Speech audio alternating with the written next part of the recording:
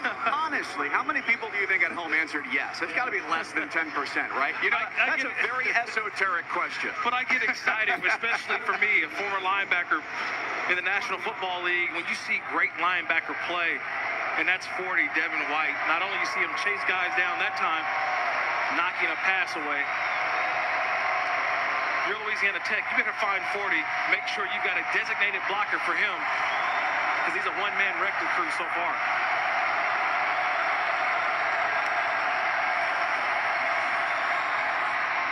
Smith off his back foot on third down, picks up the first down, a couple of spins, a stretch, and a touchdown for Louisiana Tech. It's Adrian Hardy with the extra effort and a 20-yard score.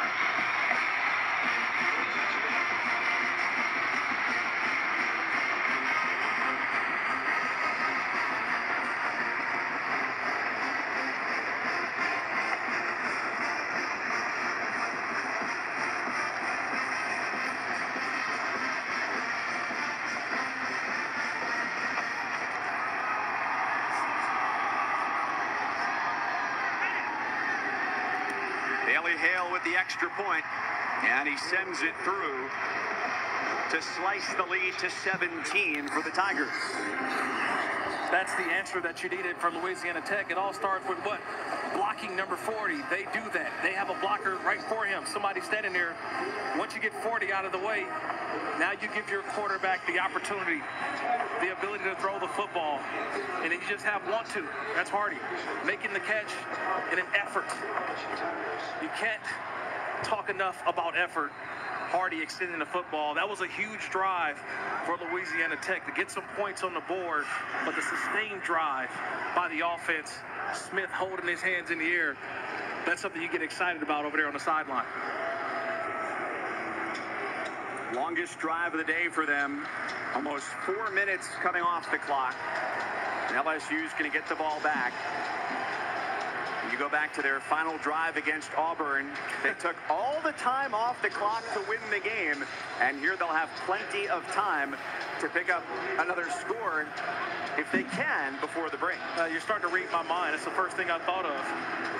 4-minute offense for LSU. It's coming out to the 25. Hey, let me tell you about next Saturday on ABC. It'll be an exciting game, a top 10 matchup. Ohio State and Penn State at Beaver Stadium. Ohio State dealing with the loss of Nick Bosa, and Penn State, we saw the red zone numbers for LSU before. A perfect 22 for 22 in the red zone. And they followed up by blowing out Illinois last night, 63-24. Put 35 on them in the fourth quarter. Big matchup. We talk about Death Valley down here at LSU. We go to Happy Valley next week and watch that big game. And Trace McSorley, watching him, it's going to be an outstanding game next Saturday night. Burrow on the roll, connecting with his tight end, Foster Morrow. Talked about how crucial he's been to the run game, just his third catch of the season. Trace McSorley, just what he's been able to do.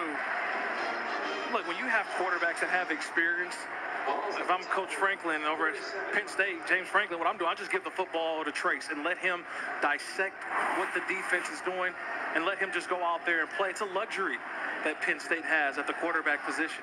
That can be a differentiator, how they pulled away, scoring 42 unanswered against Lovie Smith's squad in a game that was closer than I think a lot of people expected for the first two quarters. Couple of jukes for Edwards-Helaire is good enough for a first down and then some. Still with 3.5 minutes to go, they're already into Louisiana Tech territory. The one thing I like about Helaire is this.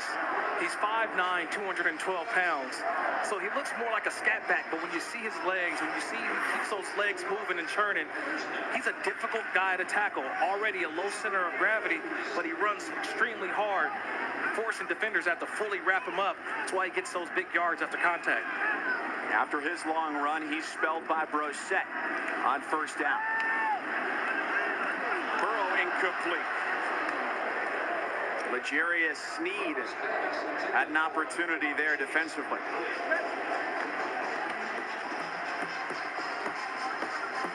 You can stream college football all season long on ESPN+, so start your free trial today. Download the ESPN app or online. Go to ESPNplus.com. All your college football, live streaming sports on your phone or your tablet or your computer for a great low price.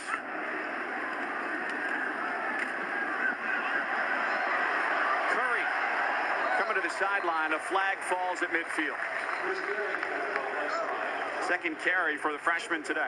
I think we may get another one of those chop blocks, seeing an offensive lineman go down to the ground. Holding, number 74 on the offense. 10-yard penalty, replay, second down. That's Trey Orr, the left tackle, with his first career start today. And his reviews from his offensive coordinator, Steve Ensminger, mixed over the first couple of games. He said he played well against Miami in that opener. Against Southeastern Louisiana, not as well. Yeah, you watch 74, and then look, you got to watch both of the guys. It's not just 74. I talked about it, Foster Moreau, the tight end, being able to help out his tackle. But Foster Moreau, I call him an extension of the offensive line. He's almost like an extra tackle out there who just happens to catch the football. Big-time player for the offense. After the penalty, they need 20 yards for the first down, and they get a huge chunk back. No, incomplete, looking for Anderson over the middle. Ensminger, the former LSU quarterback from 76 to 79. Happy belated birthday, by the way, a week ago. Celebrated his 60th birthday. Said, how'd you celebrate? He said, well, we won. And his family was there. He got on the plane, got some sleep, and he said, that was a gift good enough. And right back to work on Sunday, he said, for another opponent. This team is definitely showing what they can do offensively with Ensminger calling the plays. Burrow across the middle. It's incomplete again. So we said they had time to burn off the clock here, and they'll leave more than 2 minutes remaining after a punt for the Bulldogs. Well, the one thing that you hate is when you have penalties. Penalties back you up. They hurt you, and that's what happened on that drive. You get the holding penalty on Trey Orr, and then that's what not only hurts your offense, but it hurts the rhythm. This offensive line has definitely had a rhythm going, and that breaks it all up, forcing you to have to throw on long distances.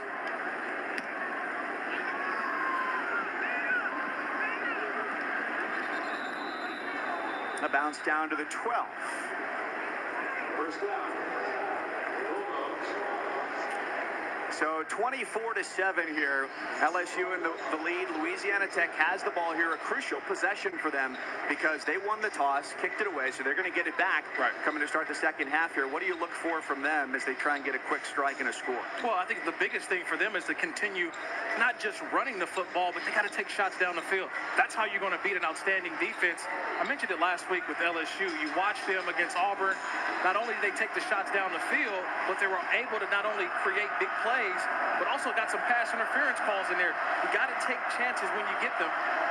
That's the only way you beat this football team.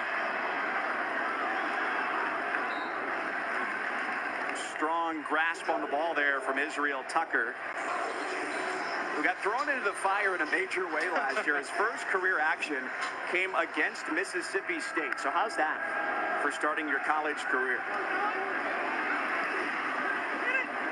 On a zip line toward the sideline, Teddy Veal, now in his third year at Louisiana Tech, the transfer from Tulane. And against major opponents, there have been close calls for Louisiana Tech over the last few years. Last year, a loss by 1 against South Carolina, lost by 1 against Arkansas a couple of years ago, and went to triple overtime against Kansas State in 2015. And so far, we've not seen the propensity to take those shots downfield. And LSU uses its first timeout to stop the clock at $1:31. Well, it's hard to take shots down the field when you got Michael Divinity, the outside linebacker, the junior rusher coming off the edge. somebody's got to block him. If you don't block him, this is what happens. He comes free. That's easy. That's just find ball, seek ball, get ball carrier down. That's a big play. He's telling everybody, look, you better block me. You know, watching him last week, I thought he had a terrific game versus Auburn. He went in and got a sack, but I thought he held the edge in the run game. He didn't allow the balls to get outside of him. He kept the ball inside and allowed Devin White, he allowed Delpit, the safety, to come inside out, to go east and west and grab ball carriers before they could truly get to the sideline. He's a big-time player for this defense. Probably doesn't get the statistics, but definitely one of those guys that you look at on tape, not enough credit for what he does for everyone else on the defense.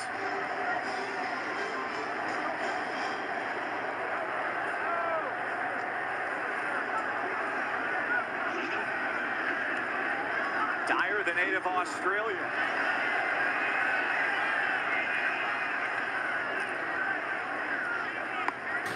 Not a beauty, but it settles at the 46. Make sure you stay with us at the half as we'll go back to the studio and get you caught up on the day's action in college football, including a major surprise, Old Dominion taking down Virginia Tech, a surprise in the Commonwealth. Number 1, Alabama continues to roll. That's a game that we've heard a lot about here this week, despite it only being week 4. And Urban Meyer makes his return. Of course, the big game next Saturday against Penn State. They take on Tulane this afternoon. So time and good field position here for the Tigers.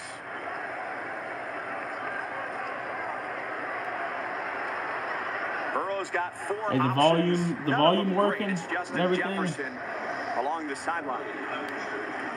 Picture good enough? That's a name I thought we were going to hear more of, Justin Jefferson.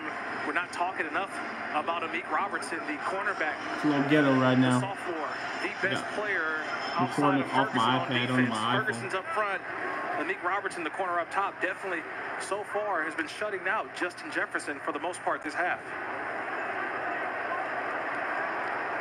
Burrow's flushed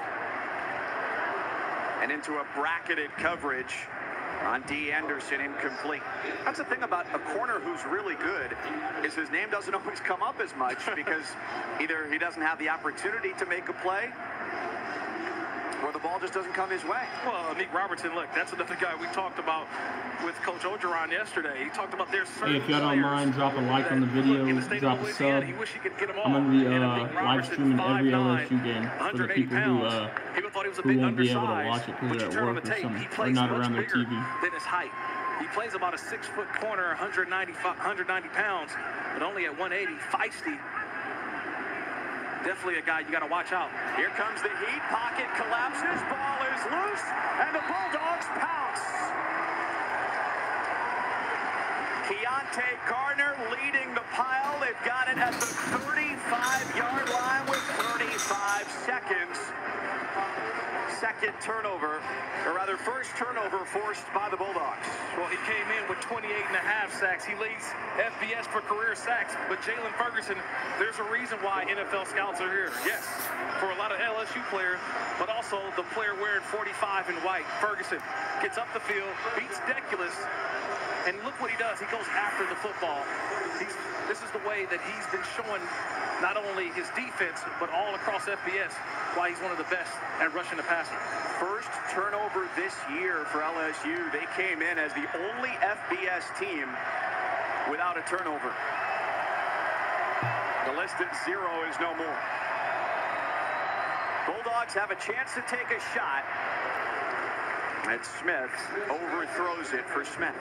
You still are intending the pass for Alfred.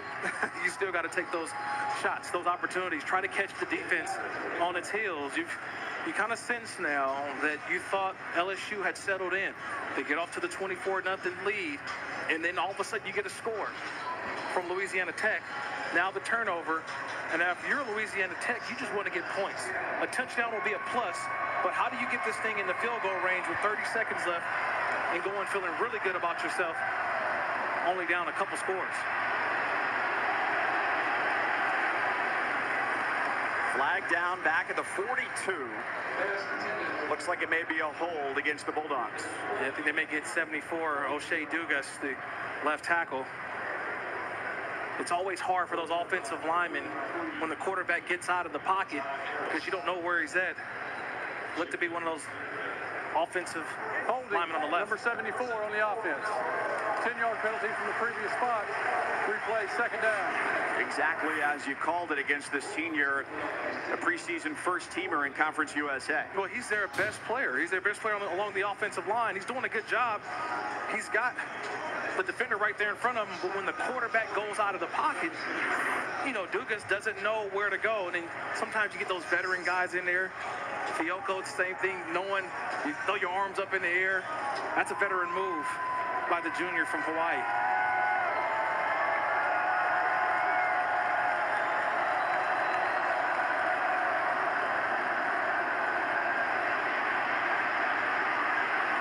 Smith's got to run. He slides. They've got all 3 timeouts.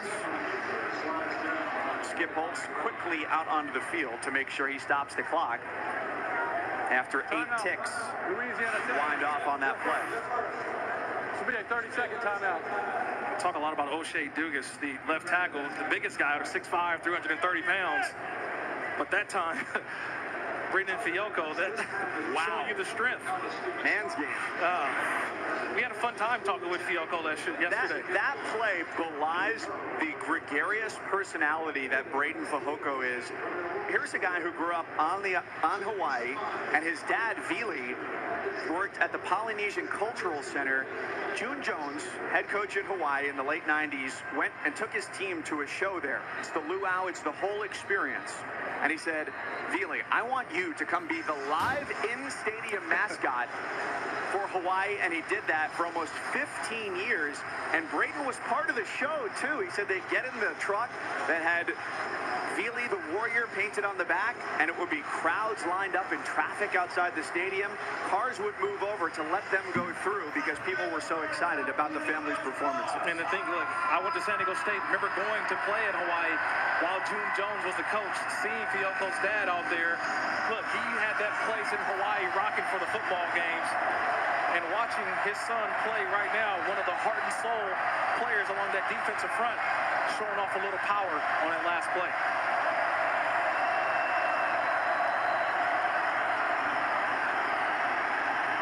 Early motion along the line.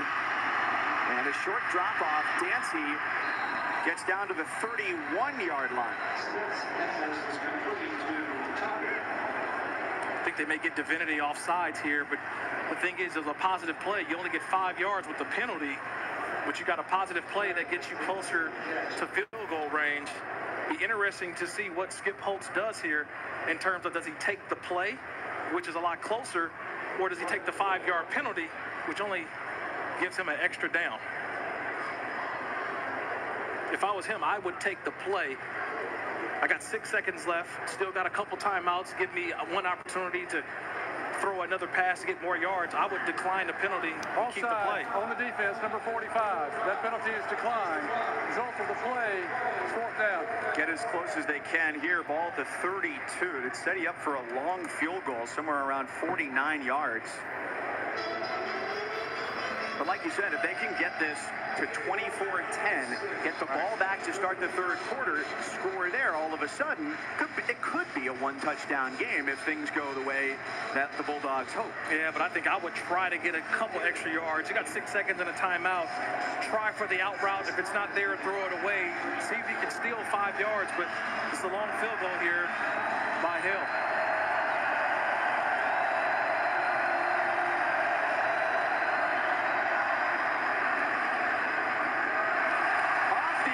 And no good. Disappointing finish to the first 30 minutes for Louisiana Tech. On the bright side, they get the ball back to start the second half. The long this year for Hale, the transfer from Eastern New Mexico in Division II, was only 24. Almost had it. Comes up just wide. The Tigers, the big lead at the break.